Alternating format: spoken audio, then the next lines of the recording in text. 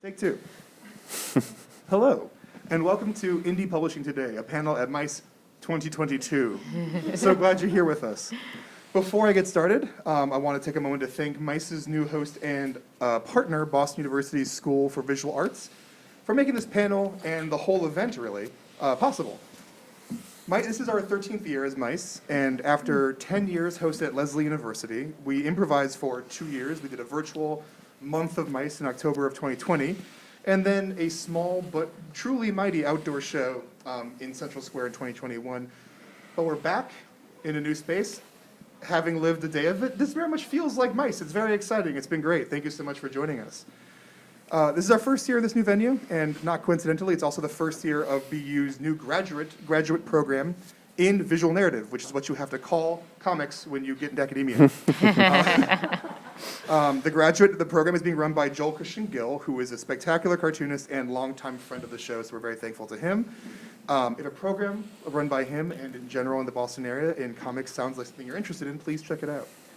MICE is produced by the Boston Comic Arts Foundation, a 501c3 non-profitable charitable organization that funds comic art festivals, individual artists, and educational programs in the greater Boston community. If you like what we're doing here, you can support by making a donation, or you can get involved by volunteering for the show. It's hard work, but it's a lot of fun. It's how I got started working on MICE, and now I help run it. Not necessarily saying you should climb to the top, but it is a way to get involved in the community in general, and I highly recommend it. So this is the part where I introduce the moderator, but I'm the moderator, so I'll introduce myself. So hi, I'm Zach. I am not only a festival organizer, I'm the outreach co-director for MICE. I am also a small press publisher myself. I help run Pluggenhand Press, which is a new independent comics arts publisher for self-indulgent books. Is sort of the shtick, I guess. And one notable publication I have right now, came out early this year, is Stray by Molly Mendoza, one of our guests. Just wrapped up a wonderful panel downstairs, actually, or wrapping up very soon. So yes, that's me, and we're going to move on to our wonderful panelists, who are all indie publishers as well, and then we're going to have a somewhat free-form discussion conversation around indie publishing. The base gist of the way this panel will go is we'll introduce ourselves based on the panel, the slides we have, and then I have some topics of conversation. As we get to the end, we'll open up for questions for the audience, so please hold your questions at the end. And I will sort of blanketly say right now, we're not really going to be looking at pitches while we're here. Please email us or do whatever we request on our website for submissions. We are small teams with a limited amount of time, so sometimes pitches in these moments can be a little bit inappropriate. First, Czap runs Czap Books. Give us a little bit of information about Czap Books, its oeuvre, its purpose, and we'll get moving. So the sort of general ideology behind what I was trying to do with Czap Books, it's not just called Czap Books because my last name begins with Czap, and it's like, oh, I got to put my name on there. But it was sort of playing off of, it sounds like Czap books, which are like poetry books, and it's sort of like I am really into comics of all different kinds, and so I really wanted to build a garden where a whole bunch of different kinds of comics and comics creators could be nourished and flourish. And like obviously the poetry angle was something I was really into, like abstract and poetry comics, and not that I've published that many of those, but it was sort of just like staking out the wide boundaries of what I consider comics and what I want to see more of. So over the years, we've published books by Jesse Zabarski and Laura Konetzker that have gone on to be big hits at Random House Graphic, which is really exciting. We've had a long relationship with Liz Suburbia of Sacred Heart fame. Liz and I went to high school together, and we're like besties. So it's always great to work with Liz whenever she has new comics. And for the past several years, we've been doing the Leyline series, which I co-published with Elle Nichols, who has a separate small imprint called Grindstone Comics. And the idea of ley lines is to encourage more interpollination with other kinds of art forms. Like, we very much consider comics to be art, but there are other arts too, and we want to sort of kick up the dialogue. So on a pre-pandemic basic quarterly schedule, we would pick 4 very different cartoonists and have them pick like whatever they felt inspired by to go. Our most recent 3 are sort of have influences wide as Martin Scorsese, you're cooking for your community, and ballet. So yeah, it's enough of me right now. On to the next. Thank you so much. And next up is another cover of yours, but we'll move along. Ali Shwed, please tell us a little bit about Little Bird Press. All right. So Little Red Bird Press is run by myself and my partner, Gerardo Alba. And we kind of got it started with it because we wanted to publish our own work that was different from the professional work that we were doing, because our professional work is very much nonfiction, political, and editorial cartooning, which is very heavy, very important, but also like very stressful work to create. So we kind of wanted to have an outlet to create things that weren't political based. So we started it just publishing our own work, but once we started doing that, we kind of like snowballed with ideas of things that we wanted to do. So one of our first projects outside of just our personal work was an anthology that we did, and it ran really well. It was about online dating, and even though it was nonfiction, it was all like fun, comedic stories about online dating experiences. And that experience of publishing that book, it was great. We connected with so many artists that we had never even met in person before, but wanted to contribute their work to our book. So then from there, we were like, this is something that we could sustain. We could keep doing this and make projects that we wouldn't be able to do anywhere else. Any traditional publisher wouldn't necessarily be able to do it, but because we are indie and we kind of have that flexibility, we can. So very much like Czap Books, it's kind of a space for us to create things we want to create that we couldn't do in any other way. So anthologies are a big one for us, but then also we started getting people who, what do we have on here? Okay, so that's our most recent anthology that we did, which also, now I feel like I'm kind of contradicting myself because that's also about the 19th Amendment, also nonfiction. But it was something that was very passionate for me. And at the time I was working on another book, so I knew I wouldn't be able to create a whole book about the 19th Amendment on my own. So I turned to my comics community and I was like, hey, anybody want to pitch a comic about the 19th Amendment? I want to put this book together to celebrate the 100th anniversary of the amendment's passage. And I had a whole bunch of cartoonists come to me and be like, I'll do a comic. And we have this now amazing, beautiful book that is actually currently part of an exhibit at Harvard right now. So if you go over to Harvard at the Radcliffe Institute, they have an exhibit about comics in public life and contemporary life, and Votes for Women is part of it. So I guess long story short, it is our way to kind of create things that we couldn't do in a normal, like, professional capacity, that we kind of have flexibility to do whatever we want. And we're still going strong today. And our new project that we're going to be working on is kind of a throwback 80s punk zine kind of style, yet again, because it gives us like open flexibility to just create comics about whatever we want to create. So, yeah. Thanks so much. Yeah, thank you. All right, so Aya, tell us a little bit about Mamul Press. Yeah, so Mamul is a small press that we also sort of think of as an art collective that is at the intersection of comics, art, and printmaking. I co-founded it with Leila Abdiraza, a Palestinian comics artist who you might have heard of. And our approach to putting the press together was kind of born out of sort of not seeing a lot of comics that represented stories from the communities that we came from. A lot of the works we carry are mostly from artists of Arab or North African or South Asian or Desi backgrounds, whether that's artists in diaspora in the United States, but then also artists living in those countries. And we are really interested in kind of positioning those two things beside each other. The work that the artists in our diasporas are doing, but then also the work of the artists back home, and kind of breaking down the barriers between them. And so it's a situation where a lot of, an artist living in Lebanon or Egypt or Turkey would never be able to have their work printed or exhibited at a show in the United States without having that avenue. So that so that basically is our press functioning as a platform to kind of have work like that out there and kind of give more light to those stories and those communities. And it's, artists telling stories like by and for their own communities. And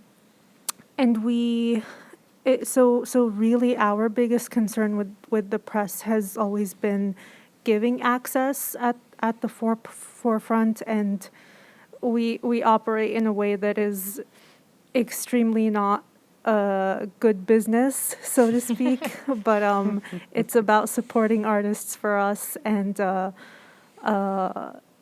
being able to print their work and hopefully bring it to a new audience and have more of those stories out there. Yeah, so I have one of your works up here, The Insubordinate. Yeah. Yeah. This is a Lebanese artist. She currently lives in Turkey. Her work would never be in the U.S. without, if we weren't printing it and publishing it. This is a work in translation as well. Several of our books are bilingual and/or in translation, and this one actually is a two-sided bilingual zine. So if you get it, it's like English on one side and Arabic on the other. We're also excited to be publishing later this year, hopefully, another book of hers, which is also in translation. Amazing. Thank you so much. Yeah. All right, and last up is Neil. Let's talk about Radiator Comics. Yeah. And you could talk about it not just as a publisher, but in the holistic sense of what Radiator is. Yeah, for sure. So Radiator Comics is, I started Radiator to distribute other people's self-published comics. So it's primarily a distro, and because I love getting self-published comics and telling people about how awesome their comics are and sharing them with other folks. And so the publishing wing of Radiator Comics is more kind of when there are titles that I kind of want to do a little bit extra for. And so this year we published Dias de Consuelo by Dave Ortega, who is a local special guest here. Oh, it's right there. Local special guest this weekend. And that was where as soon as the first issue of his self-published series came out, I was like, oh my gosh, this is so great. And I looked forward to every single issue that came out. And then, I just kind of approached him at a show and was like, who is publishing this? Because surely somebody is knocking down your door. And he was like, I haven't really talked to anybody. And I was like, this needs to be a book. And so yeah, it's just kind of when I want to put a little bit more effort into promoting those artists' work is what Radiator Comics does when it comes to publishing, as opposed to distribution. And very quickly, would you mind, the elevator pitch of what you mean by distribution? Oh, sure. So basically, people they'll make their own comic and then they'll be like, I don't know what to do with this. There are only so many shows in a year. There are only so many stores, and contacting stores and getting your comics out to people takes a lot of work. And that's work that those artists could be doing, making more comics. And so what Radiator Comics tries to do is take some of that burden off of them and reach out to stores and table at events and promote through social media and newsletters these people's comics. So they'll print up the comics and then they send me copies, and then I try to get them into other people's hands and send them out in the mail. So Yeah, something we'll be discussing throughout this panel is the infrastructure and the sort of support structure and business structure of comics and how indie does and doesn't overlap with them. So that's something that's definitely of interest to me to discuss. We'll get there when we get there, but I'm glad. Thank you for chatting about distribution. Mm-hmm. I think that's about it. Yeah, so cool. That's the whole panel. Kidding. Thanks for coming. But just burn these numbers in your mind because you'll want to check out all of our comics, but especially theirs, after this panel. But yeah, let's dive into some of the questions I had. You've answered a couple of them or touched on some of them a little bit, and also ignited some other questions that I want to ask you that weren't in this email, so we'll get there. But we sort of talked about the hows and whys of getting started, but we did not really discuss, because I like data a little bit, the wins. When did you start publishing, or like when did you start calling yourself a publisher? We can go in reverse order, so. Radiator Comics started distributing comics in July of 2014, and we published our first book in April of 2017. And it's been a very slow process. So we've put out 2 books and 8 like mini comics in that time. How about you, Aya? Yeah, so actually similar to Radiator, we also function partially as a distro. So we started out just as a distro. People send us their zines or books, and then we're tabling them or having them on our site. And our press is also like, Layla and I both come from like very like DIY zine making and printmaking cultures. And so we've always been interested in actually like being a printer as well, where we're printing and binding zines ourselves.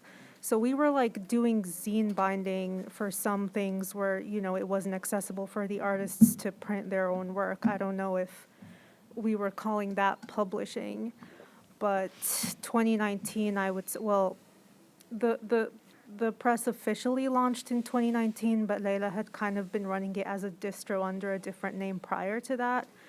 But in 2019, I would say, is when we, first printed and published things with our logo and copyright and things so kind of the same year that we launched, but there was this pre-existing infrastructure.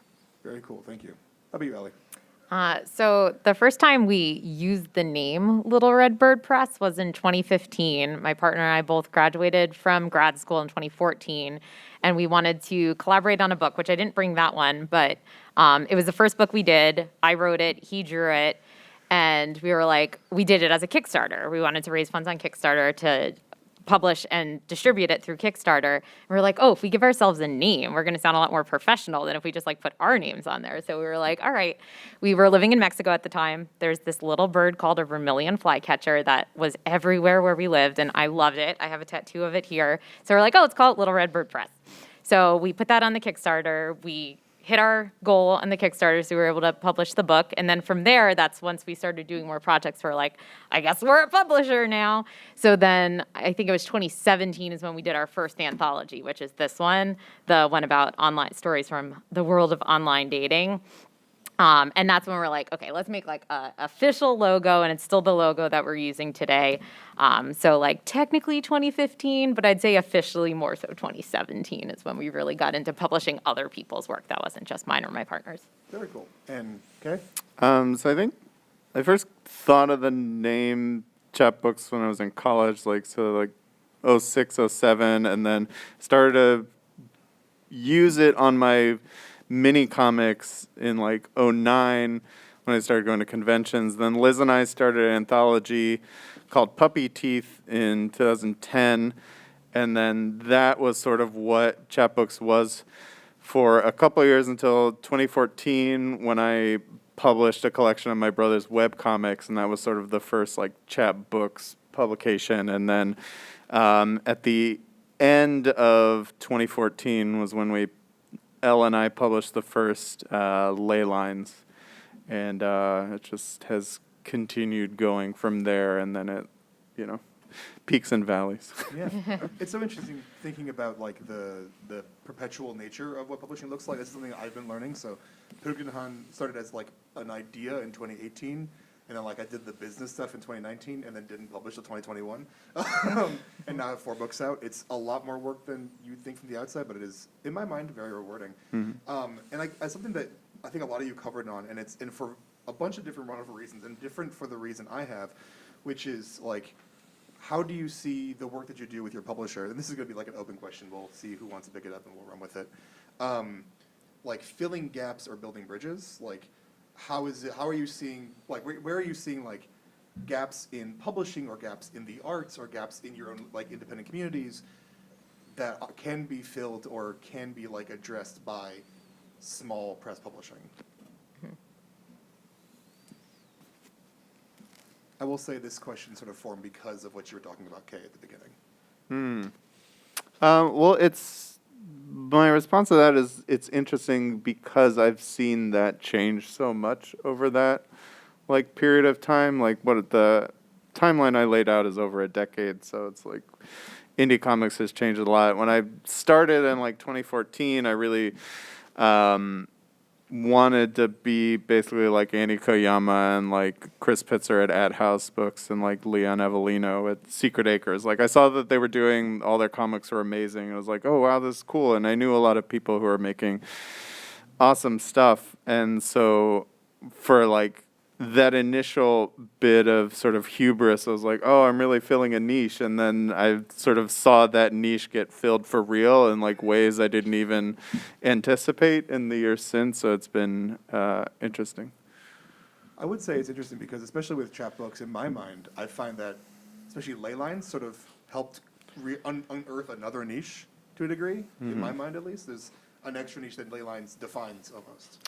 And just one more thing. Ley lines, since it does have a sort of set format that we kind of know what goes into putting out 4 issues a year. And for a couple years, we were receiving funding from Annie Koyama, so that made it a lot easier to sort of rely on like a set budget to do things.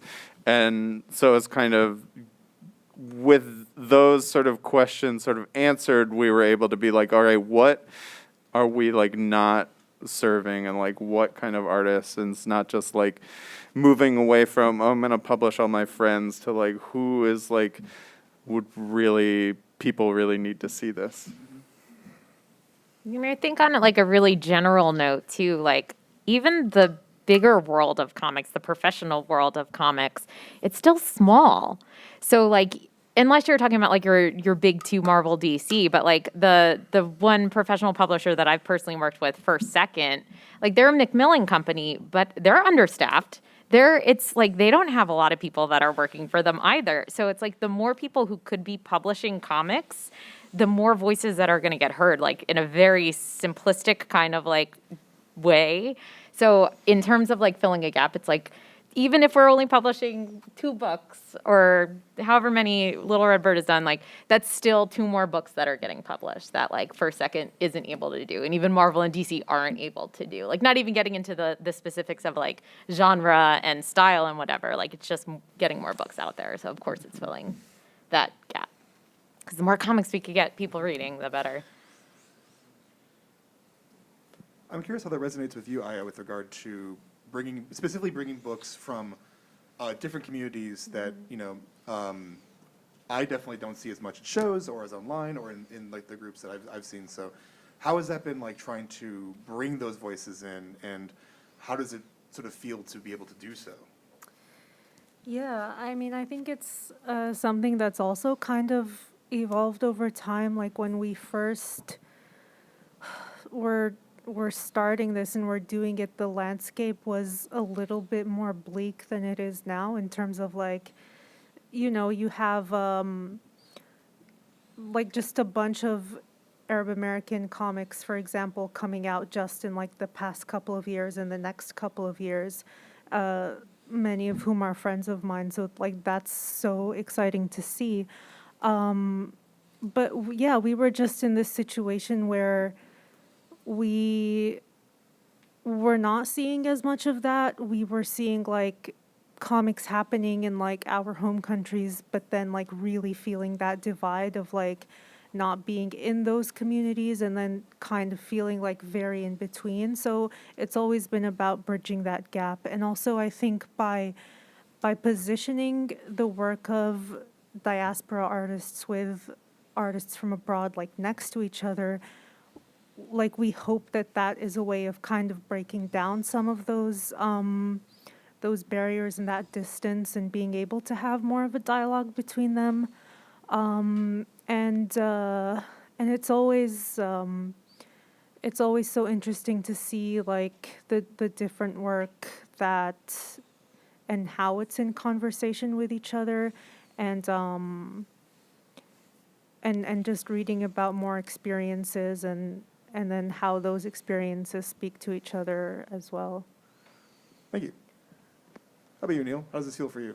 You don't have to answer if you don't have an answer. Well, I guess I was just like to maybe piggyback on what Ali was saying. Just like I sort of think of, there are people who like make comics, and a lot of us might also like make comics. But then there are folks that like take on support roles, and I feel like publishers, distros, festival organizers, reviewers, journalists. I'm trying to think of who else might be in that, like like not just like MICE event organizers, but like, people who are running bookstores or like who like, organize like zine readings in their town. Like those are all like sort of I see them as like an ecosystem within themselves. And I think like I think that we need a lot more people doing that, and like taking on those sorts of roles. This is actually really great because this was going to tie directly into my next sort of question and sort of comment is, obviously based on my own experiences, but based on talking to many other people in comics and people in publishing to some degree, is this is not all we do. Like oftentimes it's the next stage or next step of a thing we're already doing, or the next evolution, or it's something we do alongside other things in this community, in this ecosystem. That's a great way of describing it. Because people like to say comics industry, and that feels very, very specific to one form of comics, one form of publishing that it's not inclusive of everything that we do. Ecosystem feels much more, thankfully, vague and broad. But yeah, so I'm curious, like, what other hats do you feel like you wear? What other responsibilities have you found for yourself? What other like places in comics do you feel like you have a position in? Like for myself, obviously, festival organizer and publisher, but I also did some journalism back in the day. I love doing interviews. This is actually very fun for me to get back to. I haven't interviewed 4 people in a while, so this is a little bit much, but it's good. Yeah, so where do those things come in? Like with, I didn't actually know that you also did printing and distro. That's so fascinating. So I'm really curious. Everyone wants to pick it up first, but yeah, like what other roles and how has that sort of how did that lead you to publishing? We talked about it a little bit, but I'm curious about the connecting threads. Okay, I could go first. Because pretty much every paying gig that I have is connected to comics somehow. So I also do journalism. I do comics journalism predominantly for the Nib, but anywhere that publishes comics, I have on Vox, on Bitch Magazine, like all over the place. So comics journalism is a big one. I edit also. I do freelance editing from everything from First Second to just like a random person that'll email me and be like, hey, can I hire you to edit my script? I also teach. I teach through the Savannah College of Art and Design. So there's so many aspects to comics that you could be working in.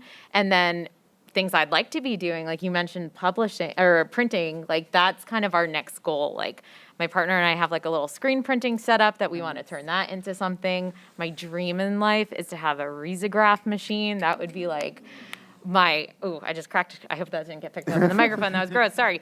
But that's like, I would love that. I don't know how we would make that happen, but that's like my dream. So like building the small press into something like that could actually be like a business, like that we'd have like a brick and mortar shop or something like that. That would be amazing. Yeah, I've sort of just like since the beginning of my career, I've sort of just been like obsessed with all aspects of comics and like have tried to do like all of them. Like I helped run a convention for a bit. I've like taught, I've done freelance editing. Lately I've been like a colorist for graphic novels.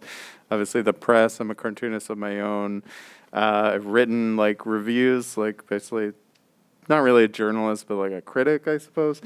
And like throughout that journey, it's been, like what sticks with me is like learning what I'm like better at than other things, but or like what it makes the most sense to devote my time to, like really like working at.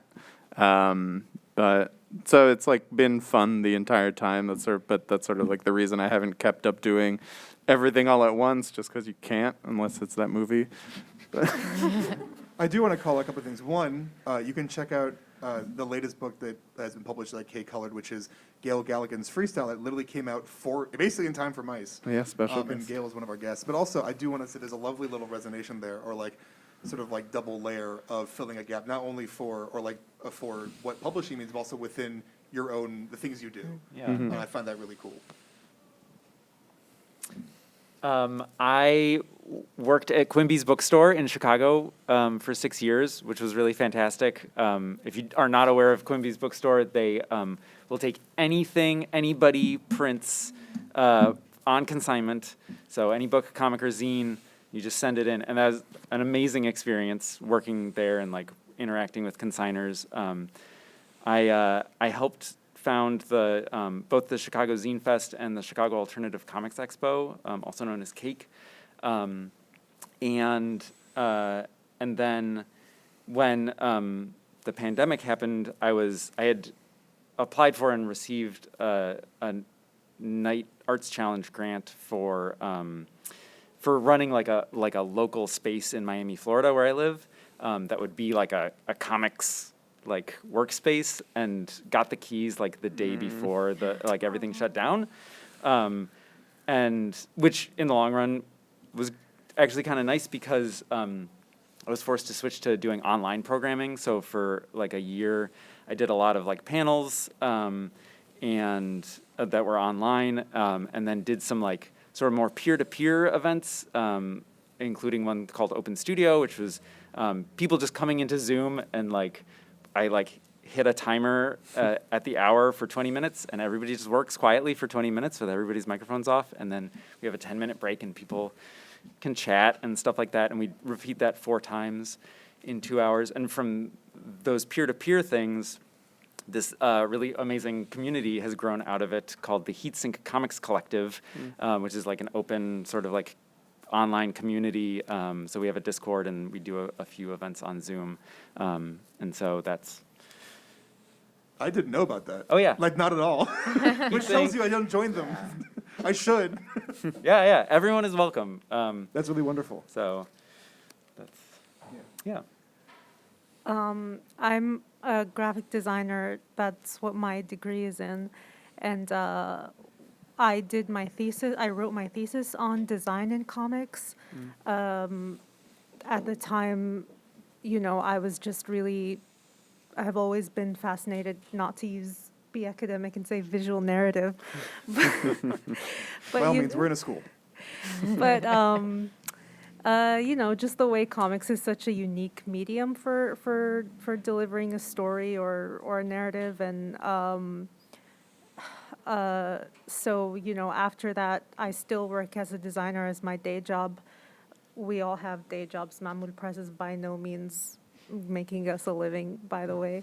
But, so yeah, I do all and I have always been obsessed with like, as a designer, like publishing and book design as well. So I do all the book design for the books that we do print, handle a lot of the printing aspects, and, haven't really been involved in other like comics programming outside of our press to a large extent. But there's such a big kind of craft and printmaking culture in Detroit, where I live, that is really cool to be a part of. And lately, I have kind of like gone into this rabbit hole into the world of letterpress, and there's like a 2.5-ton letterpress sitting in my garage now. Oh, wow. So it's really exciting to think about like how to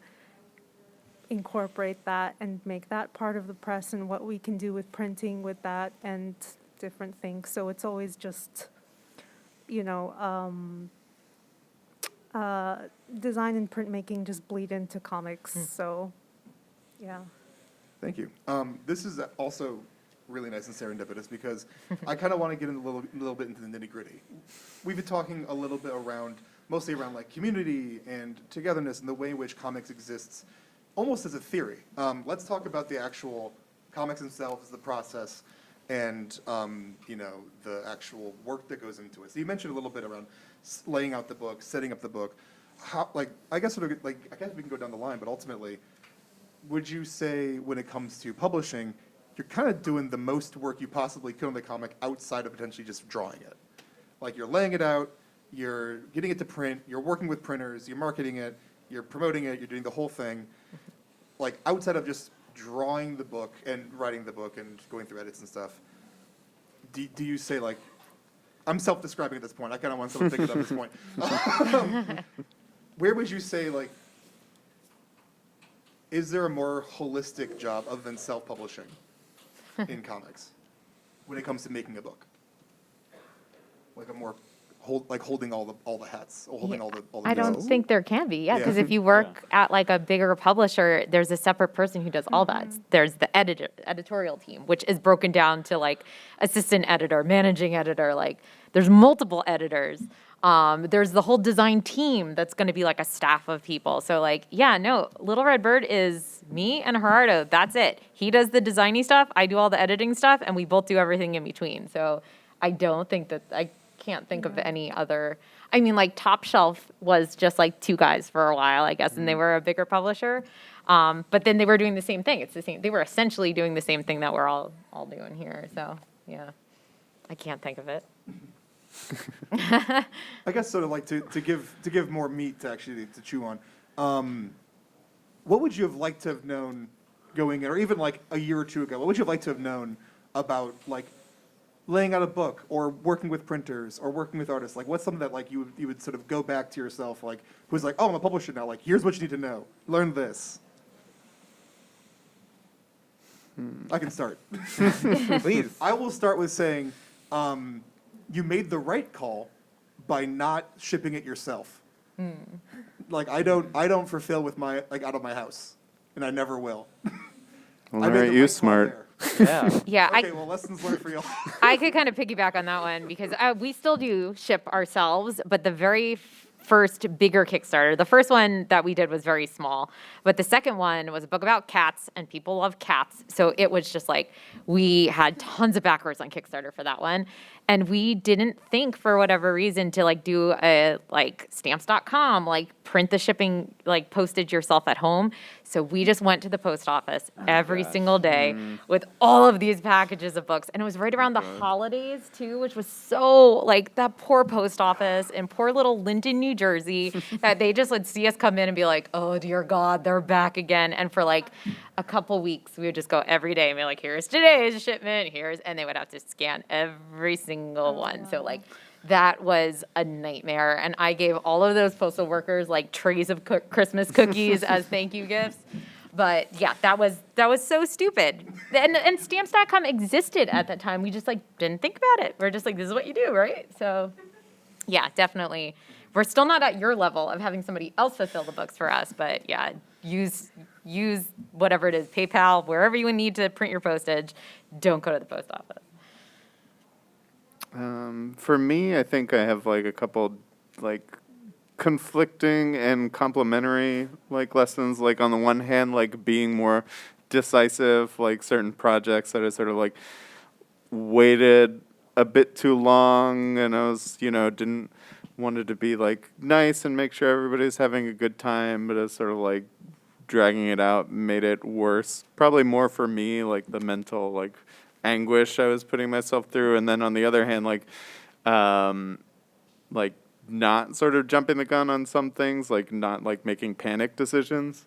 That's sort of like, oh, I didn't need to do that. And if I'd like waited a little bit longer, my situation would have been a bit nicer. And then just generally, yeah, like as early as possible, like figure out a way to sort of like get help in like ways that I might like need it, or like be not really keeping up my end of, I mean, I have all the ends, but whichever end is sagging, see if there was somebody. There were a couple times where I was like, oh, maybe I could get, talk to this person about helping out with doing like marketing, or even just like hanging out at the table like for conventions. But I kind of like didn't really follow through. And But yeah, like Silver Sprocket is a press. Like Avi at Silver Sprocket is really good at sort of like getting a gang together and be like, let's do something stupid together. And they're like, yeah. Yeah, we haven't talked about like other indie publishers who inspire us. Silver Sprocket's probably going to come up because they're kind of an amazing outlier in a delightful way. We'll Yeah. talk about them at the end. They're really cool. Okay, I've been loving your answers, especially because they seem so complimentary to like the whole every answer you've had. Like, oh, I like talking about the different things, or like I'm good at these things, I'm not so good at these things. Like for instance, for me, I run MICE's social media. I'm dreadful at the press's social media. I'm so bad at like keeping up with like new posts. Like I've talked about the book so many times, I can't think of a new way to talk about the book again. Yeah, the thing Yeah. you need to like be able to stomach is that you just need to repeat yourself like so many times and just like turn off the part of you that's worried about somebody getting like annoyed or like it's just like because especially now it's likely people haven't seen it because like the social media platforms just like suppress everything, so just like you have to do it like continuously the same thing over and over again. I'm in the process still of learning the importance of planning ahead and like and not just being like, oh yes, that will happen in the future, but actually be like, okay, well, like what do I need to do? Like work backwards and like how far out do I need to start doing these things and actually do them when I need to start doing them rather than being like, oh, SPX is like 2 weeks away. Cool. And I'm totally like I've been like probably for a year now been like I should hire somebody to do social media and marketing. That would probably actually make money in the long Right. run because I would be doing other stuff and like and then there was one other one that I have forgotten, so I will. Yeah, I think social media and marketing. We're so bad at So it. we're all hiring We love social books. media managers We right love now. making books. Selling them is the hard part. Or the discoverability is the hard part. Yeah. Yeah, there's so much joy in making the book. Well, Yeah, and you're right. Like the algorithms that change all the time, like just make it so like self-defeating that it's like you do post something and then you see it like it got two like Yeah. whatever, like nobody's seeing it. So I spent all this time crafting these posts and then nobody sees it, so nobody's clicking on it and therefore it's not doing anything. Yeah, it's frustrating. I'm hopeful, and this might be tooting Mice's horn a little bit, that the return of a consistent stream of indie shows will sort of generally help discoverability because people will show up to the show and see the book and buy the Yeah. book, and that Yeah. creates Yeah. a little bit more of the momentum we were seeing in 2019. Like, Yeah. it's true, comic sales went up in 2020, 2021, but they kind of mostly went up in certain industry verticals, like your larger distro books going to like Barnes & Noble or like even smaller bookstores that had actual distribution. I don't think indies saw as much of a boost because so much of the work we sell happens to be in person. And like obviously Radiator, others are filling those gaps, but discoverability is a huge thing. It's very challenging. And it's so nice to hear that we're all kind of the same boat. Yeah. Because like every day I'm like, oh man, I'm so bad at this. Like I hope someone else is good at this. And the answer is we need to hire somebody. That's always the answer.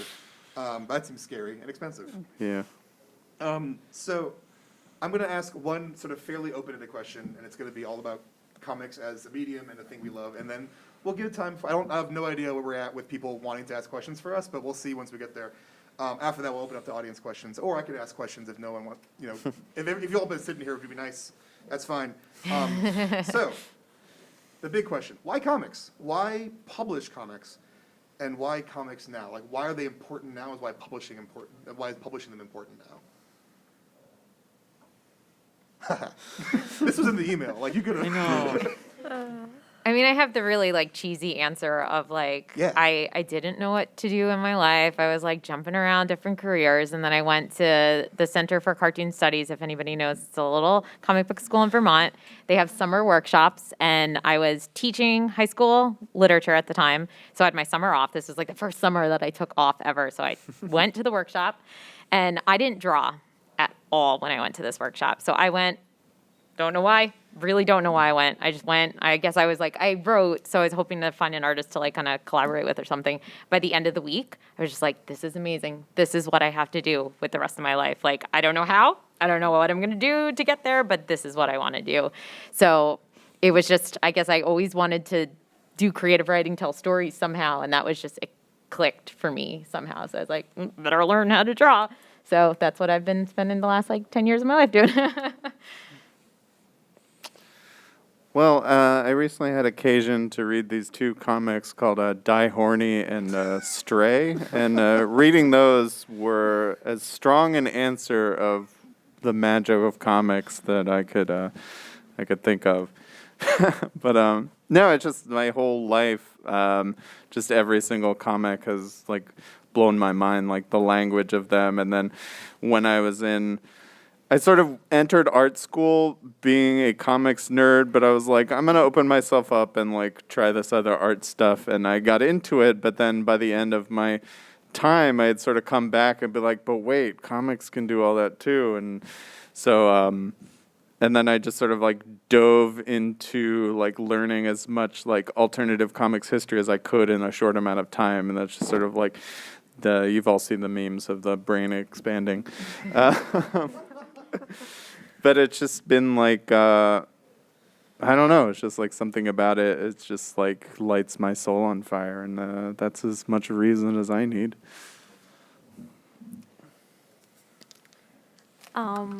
Yeah, I mean, comics is just such a unique medium. You can tell a story in a way that you can't do with anything else, with just the combination of text and image and a spatial representation of time. You can, it's so much more dynamic than, a written book or even a TV or whatever. It's just such a unique medium for storytelling, and it's a unique form of making stories accessible, because anyone can just make a zine. Much more easy than you can go make a short film or something. So if anyone can just put together a story and say, here it is. And there's just something so beautiful about that. And yeah, we just would love that we are able to kind of put more of those stories out there. Yeah, and I feel like comics. This is so silly to say because so many people have said it, but I don't think comics gets the respect that it deserves in the world. Case in point, the Miami Book Fair, my hometown book fair. They had 2 whole days of wall-to-wall cartooning programming of authors coming in to Miami and talking about comics, and it was great. I spent a weekend in a windowless room, listening to amazing people talk, and they're back. The Miami Book Fair is back, and they have one in-person comics event, and it's for children. And I was just come on, guys, how could you do this? You had this amazing program, and I'm gonna seek answers, but Find a retribution. yeah. Yeah. All right. Well, thank you so much. We're going to open up to the audience now. If there are any questions, please raise your hand. We have one to start with right here, please. I mean, on a small scale of what you're talking about, the frustration between getting the art out, getting the works out to I'm a classroom teacher. I'm a 3rd grade teacher. I have a captive audience of 19 students, right, this year, that I could be, giving them different books or, comics or things, but the thing that's difficult is yes, it's very easy to access the public, the big, Scholastic or the big public, that's easy to get, but to get from the local libraries or even to get from I try to support all the local bookstores, to get these indie small, it's hard, not just comics, but even prose, it's so hard, and then just in my own pleasure of reading, I want to read indie stuff, and that's hard to find. So I think what you're talking about on just that small level of here I am with this audience that I could be sharing, but I don't. I think one thing is it's online is overwhelming. There's a lot out there. If there was a place that said here's all the indie publishers, here's a list, here's the works that here's the artists that they have, here's the writer. I think otherwise it's overwhelming. And sometimes I don't even know where to look or what to look for. I mean, I know there's Kickstarters and things, but it gets kind of crazy even on there. So I guess like that's kind of what you were talking about is like how would I know about your stuff? Like how would I even get to that point of finding it? Like you're saying, the posts go missing. And Yeah, you're in a good place though, because shows like this, that's always where, like, if somebody asks me a question like that, I'm like, so someone that I just recently did some freelance editing for she's a writer and she was looking for an artist to collaborate with. And she was saying the same thing, like, I could go on Instagram and just search like the comics hashtag, but it's like endless. How do you find? So I recommended right at the time that I was working with her, Small Press Expo was going on. So I'm like, you know what? Go to their website. They post all the exhibitors on the website. It's already curated for you. Look there. You might find people. So like, we are just 4 of the many indie publishers who are here at MICE. It's a great place to start. And then at least you could take our business cards. It has our websites on it. I'm sure everybody here, there's something on our websites about like, if you want to order wholesale or whatever the case may be, that is definitely a great place to start. It's awesome that like also it was hard when things were the pandemic. Yeah. So, Now it's it's awesome that like this is back. Yeah. And hopefully there's more things like, more events like this. Yeah, I do want to give voice to the frustration you're experiencing though, because there isn't a place. One of the big problems here is, these are small operations, sometimes not even codified as like legal business entities because that's a lot of effort, and it just sort of happens, and then they sort of come and go at will. It's hard to keep track, and it's like one of those things where like there are some really good databases for indie comics, such as I believe is like like Countries of Color and things like that. It's like some, but they're all maintained out of like almost spite at this point, like sheer love and spite. Like there's no other way they could be maintained with like no funding whatsoever. So that's the thing. It's like there's a gap. There's a gap there. I'm not sure what the answer is. Maybe it's Neil. No, it's not Neil. It's somebody else. It's like other people doing stuff. Yeah. No, we'll make Neil do it.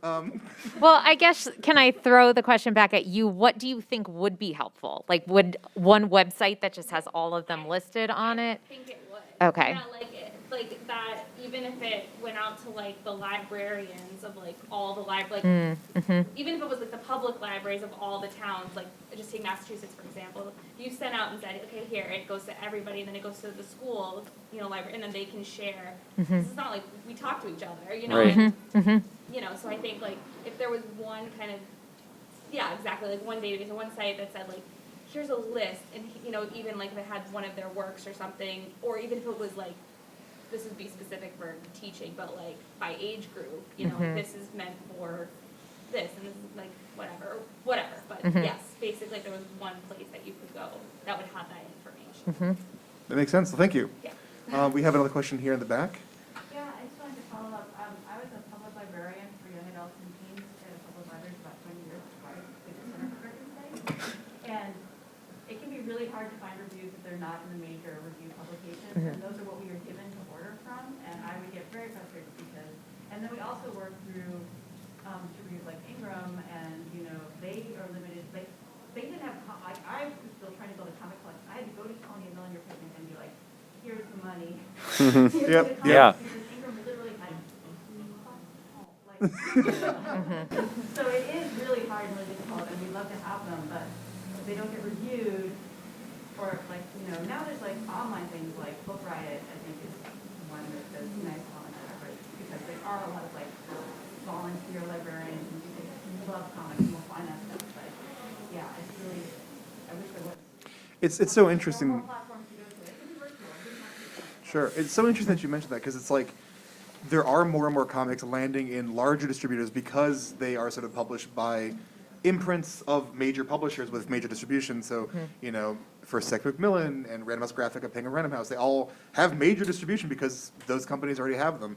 So they can land and get the starred reviews from Publishers Weekly and things like that. Yeah. It's one of those things where like you mentioned, Allie, like those, and like I'm not trying to, I'm sort of trying to describe like one of the major challenges is like comics is growing in North America, in my opinion. Comics is growing as a medium, as a publication route, but there is this whole burgeoning indie scene that is trying to elevate to somewhere where there's more readers, there's more accessibility, but there needs to be that like boost of energy. Because right now we're sort of pushing at the seams of like what is available, like trying to get like the fact that Silver Sprocket, for instance, the indie publisher we were talking about earlier, is able to distribute through like major distributors is incredible. Right. And They really fought for rare. that. Like, Hmm? they really fought to Oh, they fought. get there. Yeah, they really fought for it. Because the what most like superhero comic book stores order from it's not like the only one anymore because there's some stuff that happened in the past couple of years, but the Diamond catalog, which sells to all the comic book stores across the country, they used to have anybody could basically have their independent comics listed in the magazine and stores could order from that. And then at some point, maybe like over 10 years ago, they decided to only have publishers who like were in like a certain like not tax bracket, but like print run. Yeah, So print run, anybody below that was cut out of the magazine. And over the past couple of years, Silver Sprocket sort of like fought to create a space to like get smaller comics back into the magazine and like sold to stores. But just by like claiming a spot, it's like, how about we have this amount of pages and then we'll sort of like let other people like be listed in here. Yeah. So- So like there's a sea change, but it's like how long will it take? Yeah. Well, but and It's just likewise, like money. Get money. How much will it cost? with Ingram, like they have minimums of how many publications you do, how much money you make before they'll let you in, and Ingram is like the only like you can't get into bookshop.org or to Indie Read or Indie, what is it called? I don't know. Indie. I haven't even looked. This is not helping. Yeah, no, Indie Bound.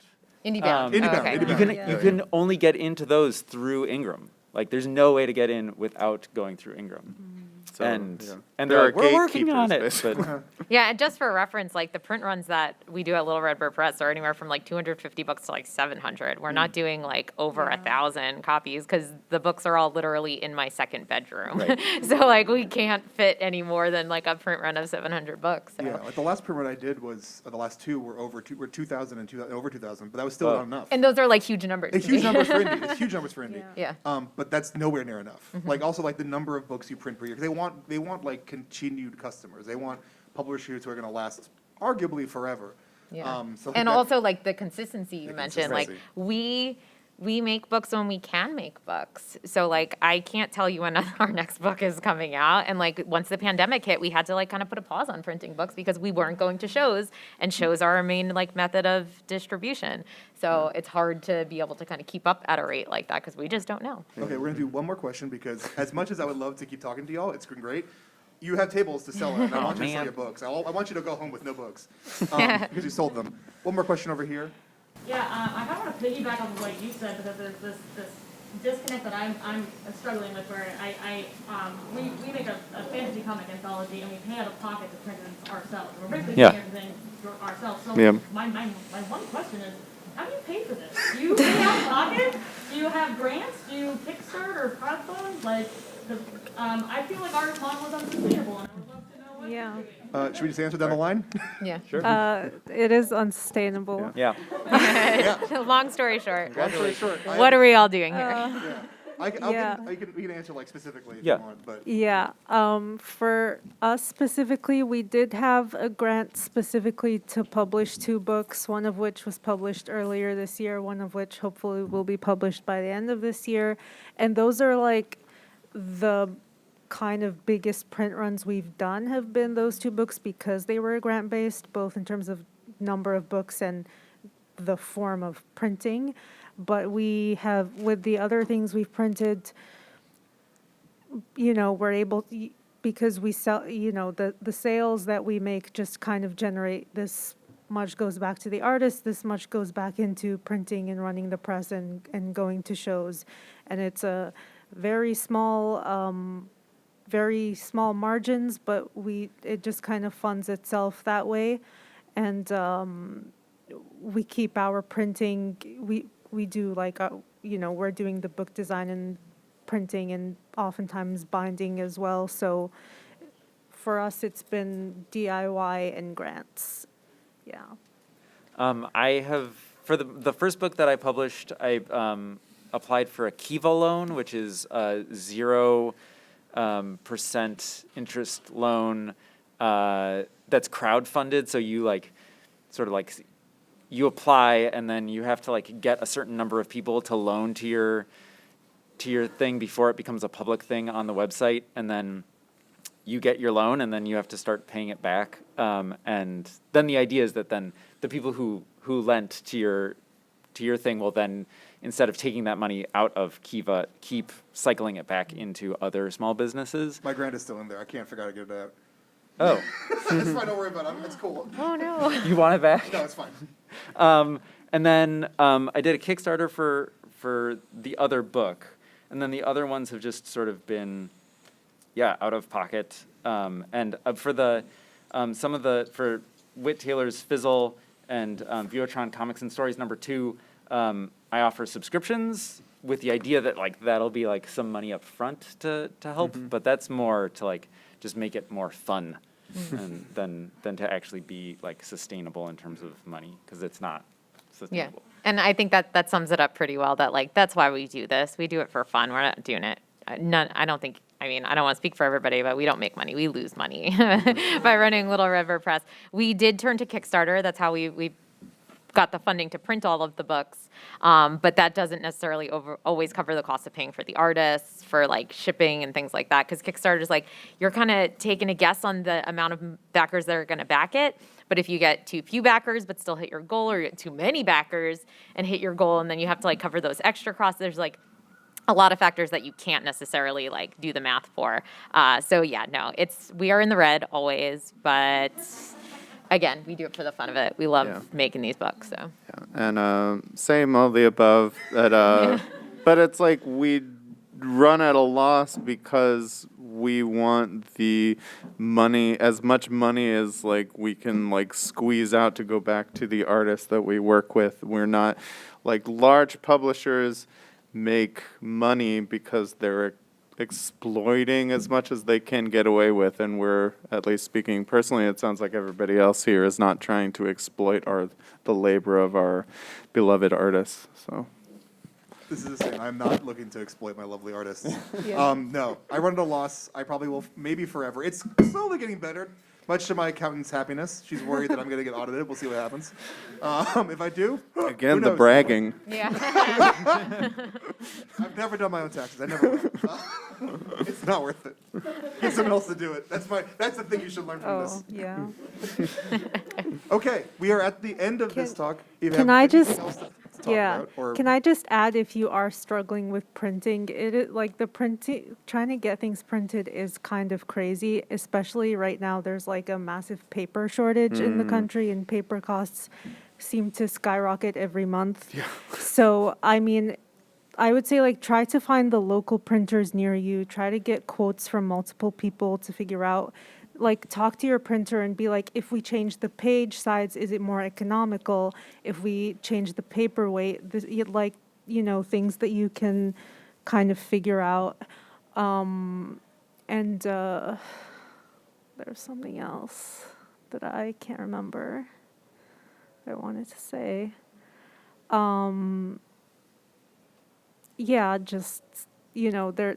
It can be some I forgot what I was going to say. But, It's been a long day. trial and error, and you can, kind of figure out what is more cost effective. Well, go ahead, Neil. Oh, I was just gonna Any sort of last piggyback. pitches you want to have? Yeah, in yeah, this whole yeah. thing?